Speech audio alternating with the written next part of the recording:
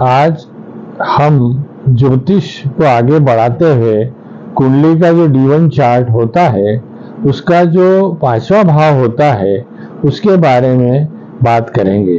5वां भाव कुंडली का D1 चार्ट में सभी के लिए, चाहे किसी की भी कुंडली हो, बहुत महत्वपूर्ण होता है। इस भाव के बारे में बहुत कुछ विस्तृत लिखा गया है, चाहे वो पराशर ज्योतिष हो, चाहे लाल किताब हो, चाहे वैदिक ज्योतिष हो। 5वां भाव कुंडली में यदि आपका अच्छा है और उसमें घर का स्वामी भी अच्छा है और अच्छा ग्रह बैठा हो, तो आपके जीवन में बहुत कुछ अच्छा होता है, अच्छा घटनाएं घटती है। पर अच्छा ग्रह, अच्छा भाव होने से कर्म तो करना ही पड़ेगा।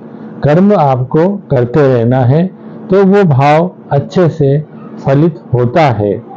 क्योंकि 5वां भाव हमारे भविष्य को, हमारे भूतकाल को, हमारे आने वाली संतान को, उनके एजुकेशन को, हमारे पति पत्नी के रिलेशन को, हमारे लव और रोमांस को, सबको बताता है। मैं उदाहरण के लिए आपसे कहूं कि यदि 5वें भाव में यदि हमारे क्रूर ग्रह बैठ गए, तो हमें जीवन में बहुत दिक्कत आती है। उदाहरण के लिए यदि 5वें भाव में राहु बैठ गया, तो हमें शादी के बाद बच्चे बच्ची होने में बहुत दिक्कत आती है और पहला या दूसरा कई बार एबॉर्शन हो जाता है, उसके बाद बच्चे होते हैं।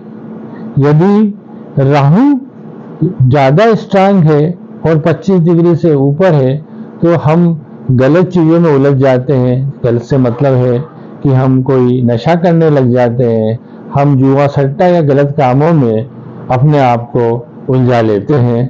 अतः मेरा यह कहना है कि 5th भाव को आप अधिक से अधिक समझें और उस भाव में भी अच्छे ग्रह, माना कि यदि गुरु है तो आपकी उन्नति होना निश्चित है। अगले वीडियो में अगले भाव की बात करेंगे।